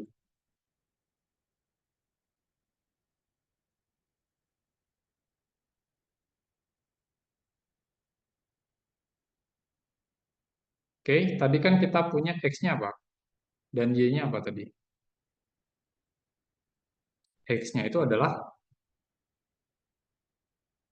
ini ya, cos T dan Y-nya itu adalah 2 sin T.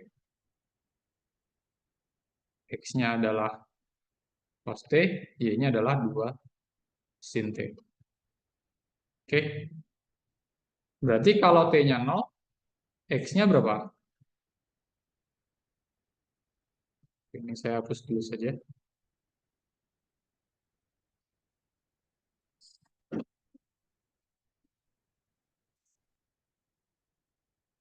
Kalau T-nya 0, X-nya cos 0 sama dengan 1. Pas. Iya, kenapa?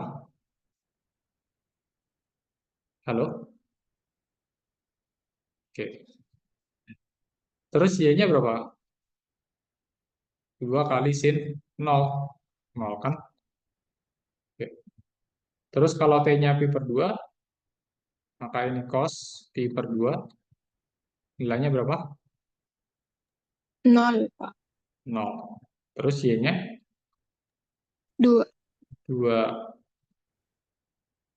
sorry, 2 sin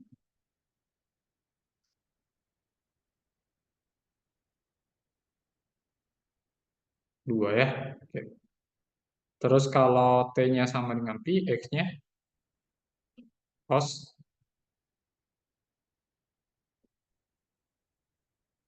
cos pi. Cos pi berapa? Min 1. Min 1. Oke. Y-nya 0. 2 kali sin pi. 0 ya. Oke. Terus untuk T sama dengan 3pi per 2, maka X-nya sama dengan cos 3pi per 2. Berapa hasilnya?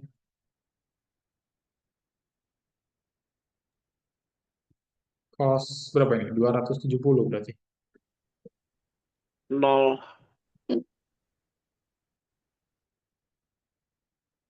0 ya. Oke. Nah, Y-nya sama dengan 2 kali sin 3pi per 2 min Min 2. 2 ya. Oke. Nah, terakhir ketika T-nya sama dengan 2pi, sama dengan T-nya sama dengan 0 kan? Berarti X-nya sama dengan cos 2pi, sama dengan 1, Y-nya sama dengan 2 kali sin 2pi sama dengan 0. Oke. Berarti kita punya berapa titik ya? 5 ya. 5 titik pada batas himpunan yang mungkin nanti akan memberikan nilai maksimum atau minimum. Oke. Yaitu titik 1,0, yang kedua adalah titik 0,2, ketiga adalah titik min 1,0, keempat adalah titik 0,-2, kelima adalah titik 1,0. Nah, yang titik kelima sama dengan titik yang pertama kan? Jadi ya kita sama saja hanya mendapatkan 4 titik di sini. Oke. Jadi titik pada batas yang mungkin akan memberikan nilai maksimum atau minimum. Gitu ya. Jadi dalam tanda kutip, titik-titik yang kita tinjau pada batas himpunan itu hanya 4 titik ini saja sebenarnya. Oke. Yang kita akan bandingkan nilai fungsinya itu 4 titik ini aja. 1, 2, 3, dan 4. Gitu ya. Oke. Oke, itu adalah titik batas himpunan S ya. Oke. Oh iya, ini waktunya. Oke, setelah ini ada kuliah lagi nggak? Ada, Pak. Ada. Oh ada. Jam berapa? Jam 1. Jam 1 ya. Oh. Kalau saya coba selesaikan ini gimana? Mungkin sampai hampir jam 12 sih. Masih ada waktu untuk istirahat, untuk kuliah berikutnya.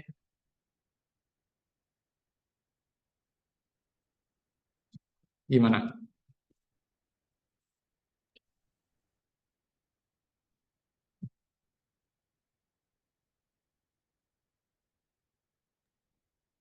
Mungkin saya lanjutkan bentar ya. Nggak apa-apa ya? Baik, Pak. Oke, Iya, sip. Pak. Terima kasih. Oke, ya kita lihat 2 titik kritis lagi.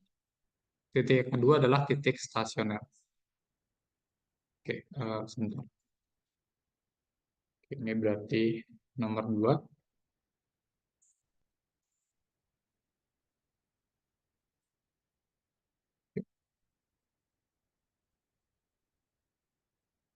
Titik stasioner dari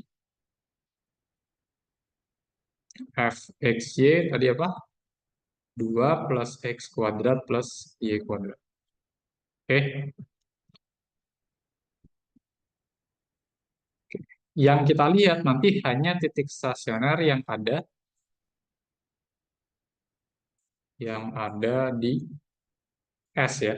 Tadi itu S adalah himpunan di dalam elips kan. Jadi titik x, y dengan syarat x kuadrat ditambah y kuadrat per 4 kurang dari sama dengan 1 ya. Oke. Nah, titik stasioner tadi apa? Titik yang memenuhi gradien f sama dengan vektor 0 ya. Oke, artinya kedua komponennya itu harus 0. Seperti ini. Artinya ya vektor gradien itu apa? Turunan parsial terhadap x dan turunan parsial terhadap y ya. Seperti ini. Dia harus sama dengan vektor 0. Artinya tiap komponennya itu harus 0. Oke. Artinya apa? Artinya kita selesaikan persamaan. Persamaan turunan parsial f terhadap x itu harus sama dengan 0. Terus persamaan yang kedua, turunan parsial terhadap y itu harus sama dengan 0 juga. Oke. Sekarang coba lihat di sini. Turunan parsial f terhadap x apa?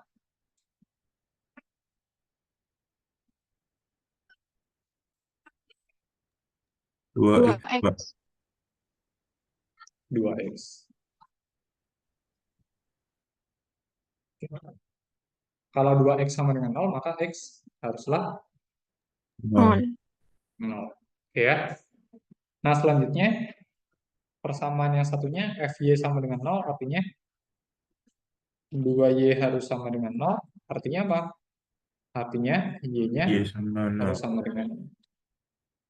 Oke ya, sehingga X-nya harus 0 dan Y-nya harus 0. Sehingga dari sini kita peroleh titik stasioner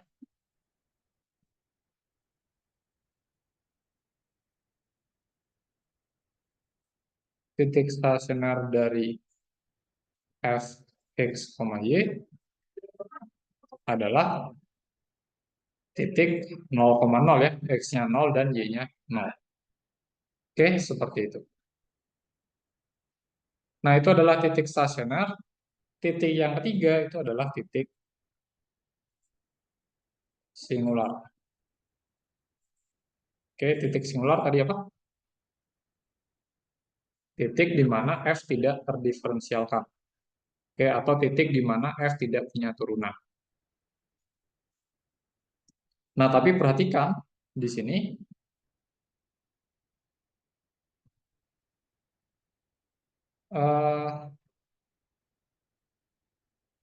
turunan parsial terhadap X-nya kan 2X ya. Dan turunan parsial terhadap Y-nya dia sama dengan 2Y. Dan perhatikan, fungsi ini kan sebenarnya fungsi linear ya. Keduanya dia merupakan fungsi linear. Oke, kalau dia merupakan fungsi linear, artinya dia kontinu ya.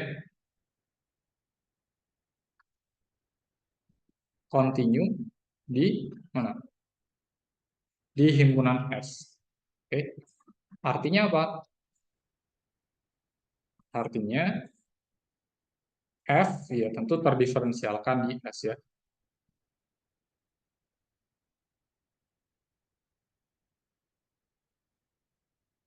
F terdiferensialkan di S ya. Ingat yang kemarin kita bahas kan?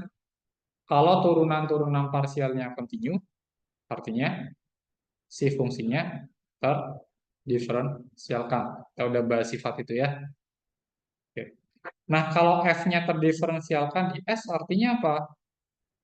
Artinya, tidak ada titik di S yang membuat F-nya tidak terdiferensialkan. Oke? Iya. Sehingga akibatnya F tidak punya titik singular. Oke, jadi titik singularnya nggak ada ya. Oke. Seperti itu. Oke, kita udah peroleh titik-titik kritis untuk F. Sekarang kita harus menghitung nilai fungsi di setiap titik kritis F, lalu kita bandingkan yang mana yang paling besar dan yang mana yang paling kecil. Oke, jadi langkah terakhir adalah membandingkan nilai fungsi tadi sama dengan 2 ditambah X kuadrat ditambah Y kuadrat di titik-titik kritis. Oke, tadi ada titik berapa saja ya?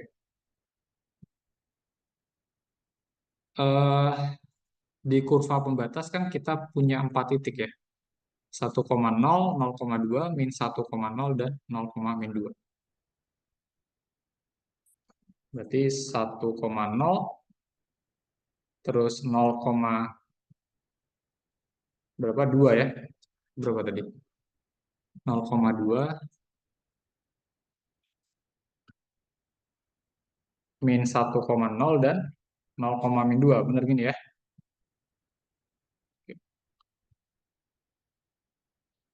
Terus kita punya satu titik stasioner, yaitu titik 0,0. Oke? Oke, ada 5 berarti ya titik kritisnya. Nah, untuk setiap titik kritis ini, teman-teman hitung saja nilai fungsinya. Jadi dihitung F di titik 1,0, terus dihitung F di titik 0,2, terus hitung f di titik min 1,0, hitung f di titik 0, min 2, dan hitung f di titik 0,0. Oke, coba kita hitung ya. Ini langkah terakhir kok. Oke, f di 1,0 berapa? 3, Pak. 3 ya, berarti ini 2 ditambah 1 kuadrat ditambah 0 kuadrat sama dengan 3. Kalau f di 0,2, 2 ditambah 0 kuadrat ditambah 2 kuadrat sama dengan 6. 6. Oke. F di min 1,0, 2 ditambah min 1 kuadrat ditambah 0 kuadrat, 3. 3 ya. F di 0, min 2, 2 ditambah 0. 0 kuadrat ditambah min 2 kuadrat, 6 juga. Terus F di 0,0, 2 ditambah 0 kuadrat ditambah 0 kuadrat. 2 ya. Nah, sekarang dari nilai-nilai fungsi ini, coba dicari yang mana yang paling besar, yang mana yang paling kecil. Yang mana yang paling besar?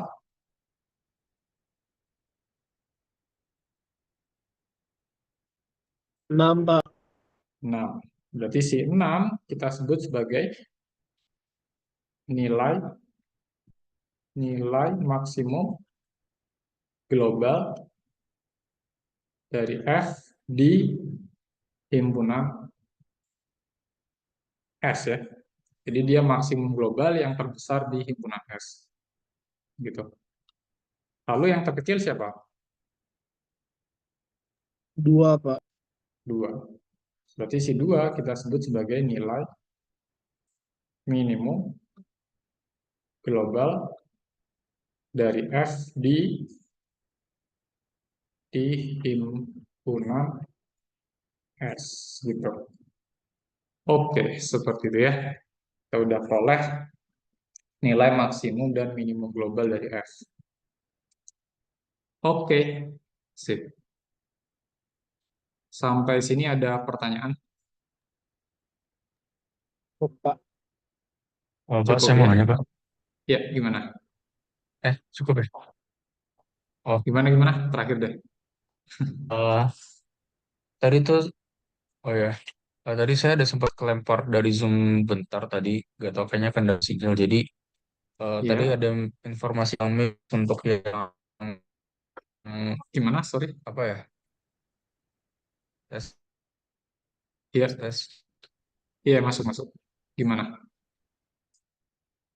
Eh, tadi eh, titik kritis yang dari titik batas himpunan itu Pak, yang atas ada yang kita ngubah Oke. fxy jadi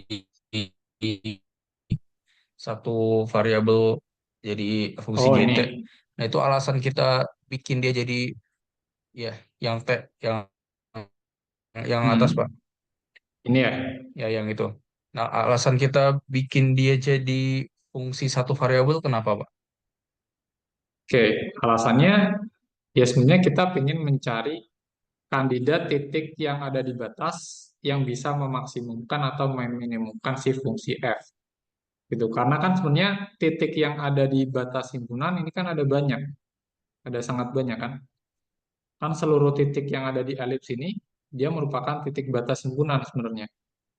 Gitu. Karena dan kita kan nggak mungkin hitung satu-satu kan nggak mungkin hitung satu-satu setiap titik ini kita hitung satu-satu kita substitusikan ke fungsi f.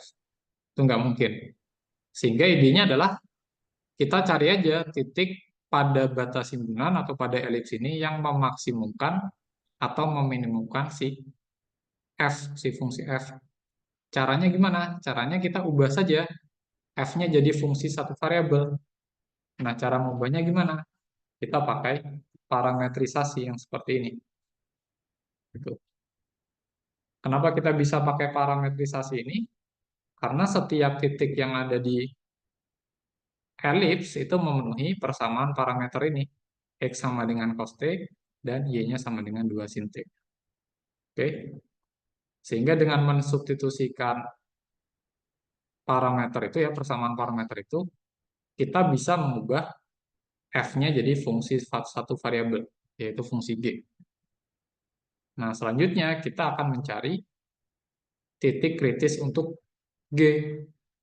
Kenapa kita cari titik kritis untuk g? Karena titik kritis untuk g itu adalah titik yang kemungkinan bisa memaksimumkan atau meminimumkan si fungsi g. Artinya ya titik maksimum atau minimum yang ada di batasnya, batas himpunan. Gitu. Gitu ya. Kebayang nggak idenya? Kenapa kok diubah jadi fungsi satu variabel?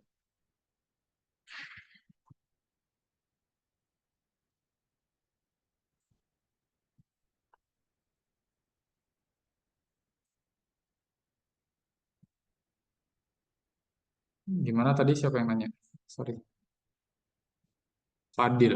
Oh, siapa? Aku bayar, Pak. Tapi titik kritis yang titik batas himpunan itu Titik kritis yang titik batas himpunan. Yang ini, yang poin 1. iya, itu dia memang metode penentuan titik kritisnya selalu dijadiin persamaan satu variabel dulu ya, Pak. Iya, karena biar gampang aja mencari yang maksimum tapi yang ada di elips ini gitu.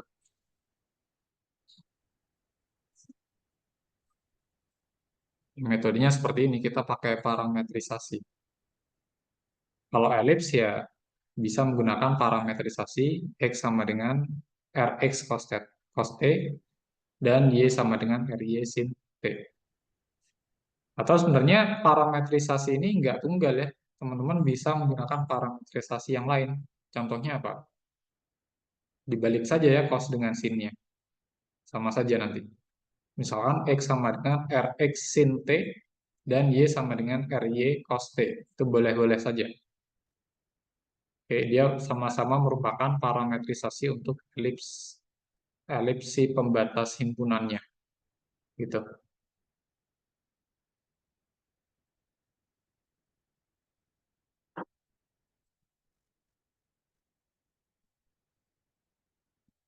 Oke,